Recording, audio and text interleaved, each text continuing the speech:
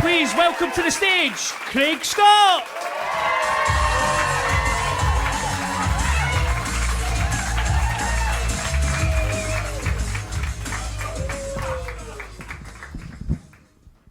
Fuck me, it's bright and up here. How we doing? We all good? You look good, man. You look good. That hair is fucking incredible. He's not lying. I'm not using a mic stand. I'm going to rest this bad boy on that. Collect it from the heat, Darren. Thank you. Nice to be here Wednesday night. Make some noise. Mate, I love a Wednesday night. Wednesday's my favourite day now because it's right in between last weekend and next weekend, right?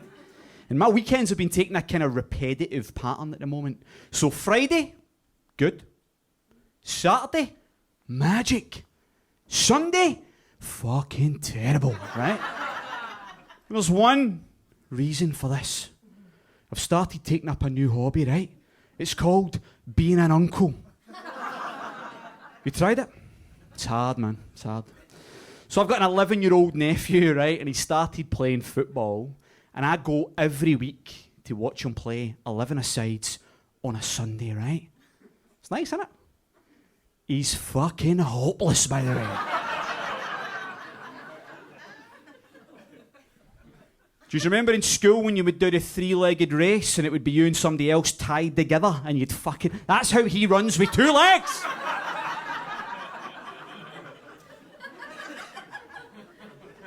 So he plays for his football team, right?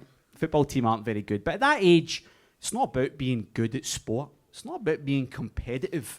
It's about building up spirit. It's about building up resilience, right? So we go and watch him every Sunday. We went last week. There was 88 minutes gone. The team were getting fucking pumped. 2 minutes left on the clock. 8-0 down. We've kind of made peace with that result. Do you know what I mean? They've had a good time. I've had a bovril. Everybody's fucking happy. Do you know what I mean? And as we're gathering our things and trying to get stuff ready, somebody's dad behind me just stands up and just shouts, "Hey! Let's start communicating!"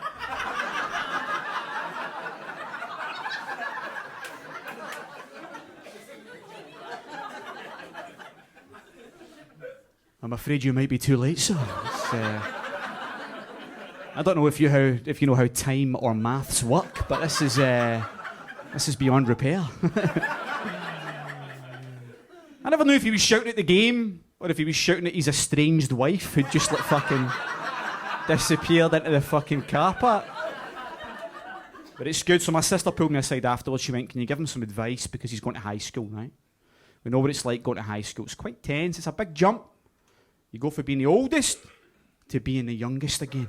And the only bit of advice I could think to give my sister for my nephew was, do not, under any fucking circumstance, earn an embarrassing nickname at high school, right? And I know this firsthand, because my best mate 21 years ago, not long after we started high school, right? He turned up for PE gym class. Getting ready for gym class, we're just wee guys. I looked over and there was a fucking white sheet sort of appearance across his face.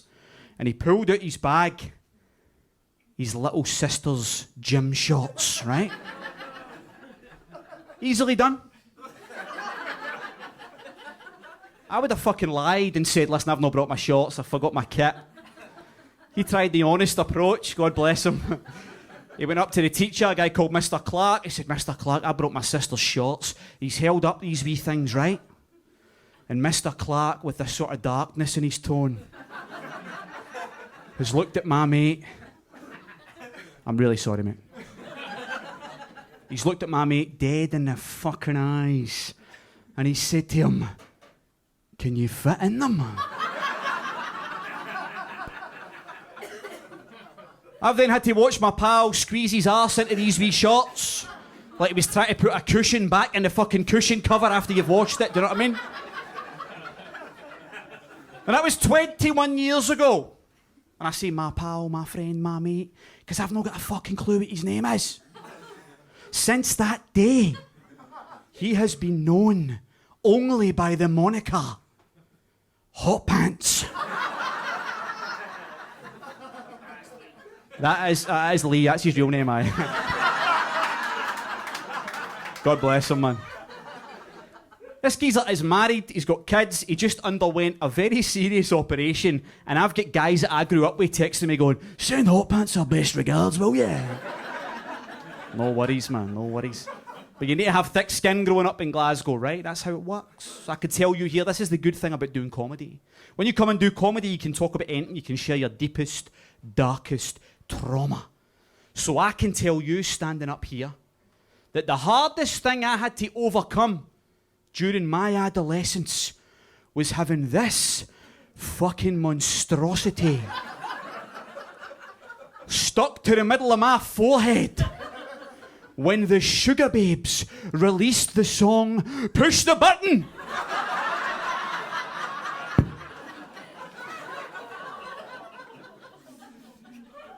There was not a forehead in South Lanarkshire that was fucking slapped as much as this in 2005.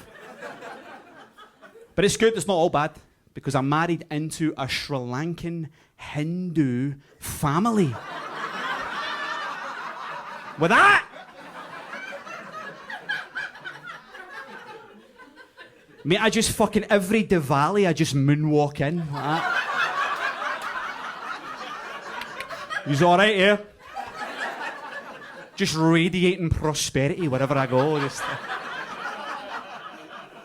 But it's tough. Thought about getting it taken off, didn't get it taken off. And then I thought there might be a positive outcome. So what I'm holding on for now is the very, very slight possibility that at one point in my life, a sniper might be lining up a fucking headshot for 200 yards. And he might go, "Somebody's fucking beat us to it. Let's go home." Nice to be here, man. Nice to do comedy in the city centre, because a lot of these gigs, you end up doing them in the West End, right? In the West End, in the city centre, mate, I thought I was going to smash somebody up there, sorry. There's a lot of differences between the West End and the city centre. I'll take it, mate, thanks very much, I'll take it home. I won't need it, I'm sitting out in his fucking hair anyway, don't worry about it. There's a lot of differences, as I was saying. In the West End, you'll find people who wear Patagonia fleeces and Birkenstocks. In Glasgow city centre, you'll find people who wear other people's blood when ordering king rib suppers. Do you know what I mean? It's a different vibe. But the city centre has always got a place in my heart, because over the Christmas period, I saw the most Glaswegian thing I've ever seen in my life outside a pub. Give me a shout if you're not from Glasgow. Love that, right? So you'll appreciate this. I was having a few drinks over the Christmas period. I stepped outside because I'd ordered a taxi, right? So I'm waiting for my taxi, and behind me somewhere, I heard this unmistakable sound.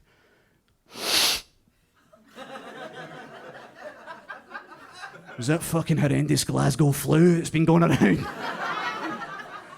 So I'm having a wee look. I don't know where it's came from, and again I'm waiting for this taxi. A big fucking sniff, right? So I turn round and I locate it. It wasn't him, by the way. He looks like a lovely young man. I locate it. The most Glaswegian thing I've ever seen in my fucking life. It was a guy snorting a line of coke off a wall-mounted defibrillator.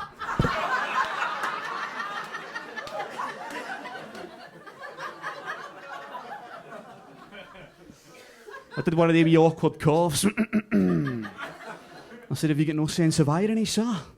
He looked back at me and he went, "Hey, there's fucking instructions, mate." My bad. I took my wife for a coffee in the West End, very different experience. Lovely, went for a coffee. When I was paying for the coffee, I looked up at the wall next to the till, and they had all these cool artsy posters, right? But there was one that caught my attention. It was a black background yellow, bold font. And all it had on it was 2 words. It said, resist racism. Right? That's all it said. Resist racism. And I had to look at that poster, right? And I thought to myself, that terminology's a bit weird, isn't it? Because I've heard racism described in loads of different ways. I've heard it called abhorrent. I've heard it called disgusting. I've heard it called unforgivable. I've never heard it called irresistible. You still fucking doing that racism, mate? Can't fucking help myself, honestly. That's fucking... A few years later, me and my wife were out and she was racially insulted by a guy in a pub in the West End. Not cool. Took this to heart. Got in a fight with a guy, right? So I was rolling about, trying to bite his fucking ear, trying to choke him, but I never knew what I was doing. And I won the fight, right? I dominated that encounter.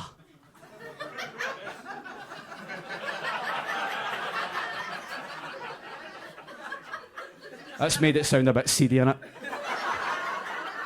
I'd have fucking dominated that one as well. So I won the fight, right, and I come out, and I was really proud of that because I stuck up for my wife, stuck up for the fact that racism is unacceptable, right? And I always kind of wore that as a badge of honour. I was quite proud until I went to the West End and paid for that coffee. And I looked at that poster. I thought to myself, what if he just couldn't fucking resist? Do you know?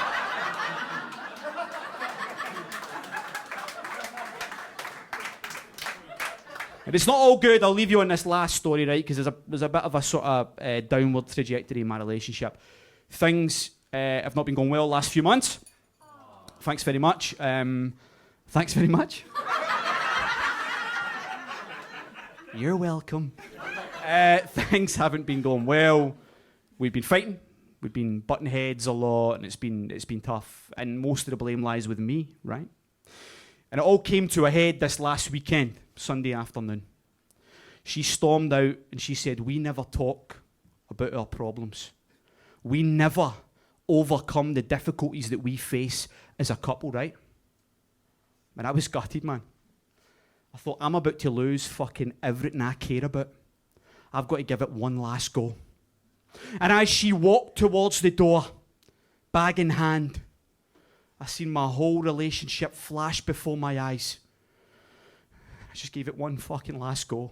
I just went, hey! Let's start fucking communicating! Thanks very much. Cheers!